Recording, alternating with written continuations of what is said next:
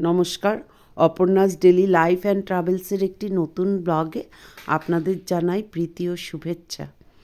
শীতের মরশুম, প্রচুর সবজি বাজারে ছেয়ে গেছে একদম। এত সুন্দর, কোনটা করি আর কোনটা না করি। একবার ভাবলাম বেগুন ভাজা করি খিচুড়ির সাথে, আজকে নিরামিষ। তো কুমড়ো কিনেছি, টমেটো, বেগুন ভাজা এসব দিয়ে করব।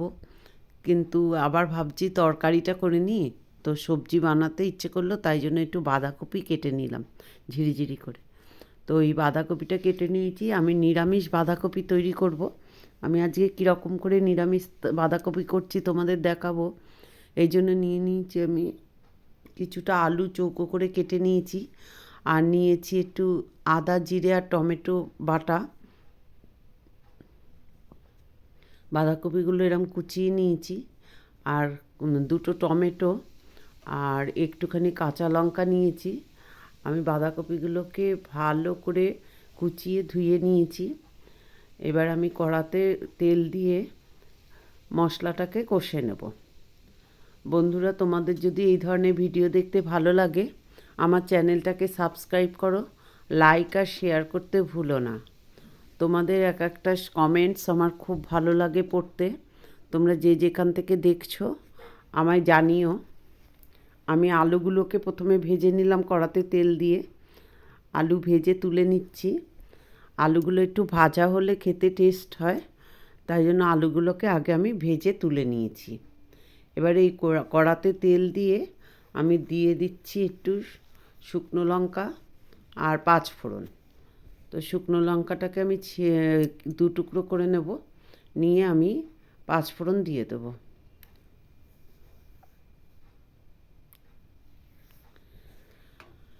লঙ্কাটা একটু ভাজা হয়ে গেছে, এবার পাঁচ ফোড়নটা দিয়ে দিলাম। এবার দিয়ে দেব আদা জিরে আর টমেটো পেস্ট। এই পেস্টটা একটু কষা হয়ে গেলে আমি বাঁধাকপিটা দিয়ে ঢাকা দিয়ে রেখে দেবো। আজকে যেহেতু নিরামিষ রেসিপি, সেই জন্য আমি চিন্তা করলাম যে বাঁধাকপিটা করলেই খুব ভালো হবে, খিচুড়ির সাথে বেশ জমে যাবে। তাই জন্য খিচুড়ি বাঁধাকপি শীতকালের একটা দারুণ রেসিপি, ওই জন্য আজকে বাঁধাকপিটা তৈরি করছি। বাঁধাকপিতে জল দিতে হয় না। বাঁধাকপি রান্না করার সময় একটু সতর্ক হয়ে নাড়াচাড়া করতে হয়, যাতে তলা ধরে না যায়। তো বাঁধাকপির নিজস্বই সামান্য জল বেরোয় যদি ঢাকা দিয়ে রাখা থাকে। তো আমি ওই জন্য ঢাকা দিয়ে দিয়ে বারে বারে দেখে নিচ্ছি যে সিদ্ধ হয়ে যাচ্ছে কি না। ওই জন্য বারে বারেই ঢাকা দিচ্ছি আর ঢাকা খুলে নিচ্ছি একটু বাদে বাদেই, যাতে পুড়েও না যায়, সিদ্ধও হয়ে যায়।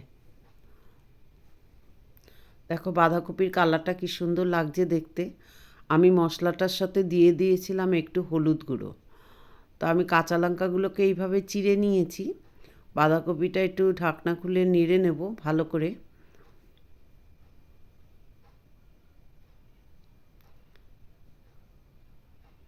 বাঁধাকপি থেকে কতটা পরিমাণে জল বেরিয়েছে দেখতে পাচ্ছ।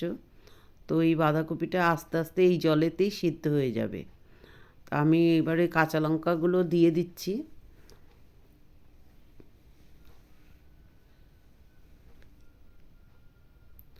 বাঁধাকপিতে বেশি কিছু মশলা দেওয়ার দরকার পড়ে না।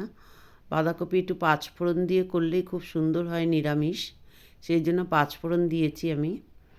তো একটুখানি এবারে আলু ভাজাগুলো দিয়ে দেবো। আমার বাঁধাকপি প্রায় নরম হয়ে এসছে। আলু ভাজাগুলো দিয়ে একটুখানি ঢাকা দিয়ে রেখে দেবো নেড়ে চেড়ে।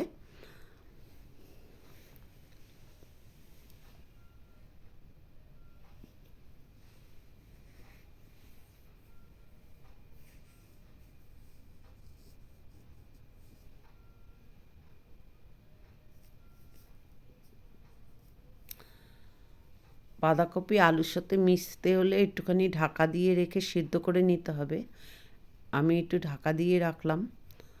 এবারে আবার ফিরে আসছি, নুন আর চিনি একসাথে দিয়ে দিলাম। নুন চিনি দিয়ে একটু নেড়ে নিয়ে আর আবারও ঢাকা দিয়ে দেবো।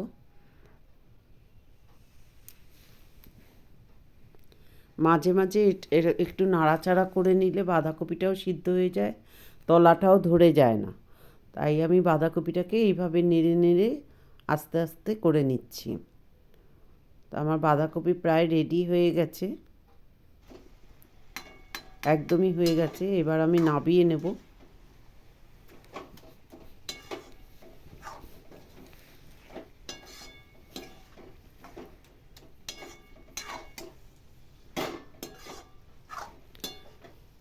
বাঁধাকপি রাতের রুটির সাথেও খুব সুন্দর খেতে লাগে, আর খিচুড়ির সাথে তো অবশ্যই ভালো লাগে। আগে আগে স্কুলে সরস্বতী পুজোর সময় এই ধরনের নিরামিষ বাঁধাকপি হতো, বেশ মজা লাগতো ছোটোবেলায়। তো এই বাঁধাকপি আমার তৈরি হয়ে গেছে, একদমই শুকনো হয়ে গেছে। এবার বাঁধাকপিটা আমি নাবিয়ে নিচ্ছি।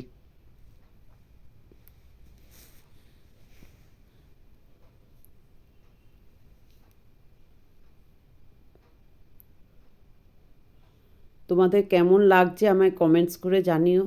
তোমাদের কমেন্টসের আশায় রইলাম। আমার ভীষণ ভালো লাগে তোমাদের কমেন্টসগুলো দেখতে। তো আমার বাঁধাকপিটা দেখো কেমন হয়েছে দেখতে, তোমরা লিখে জানিও।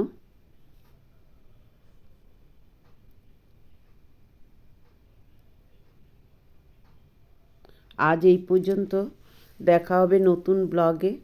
তোমরা সকলে ভালো থেকো।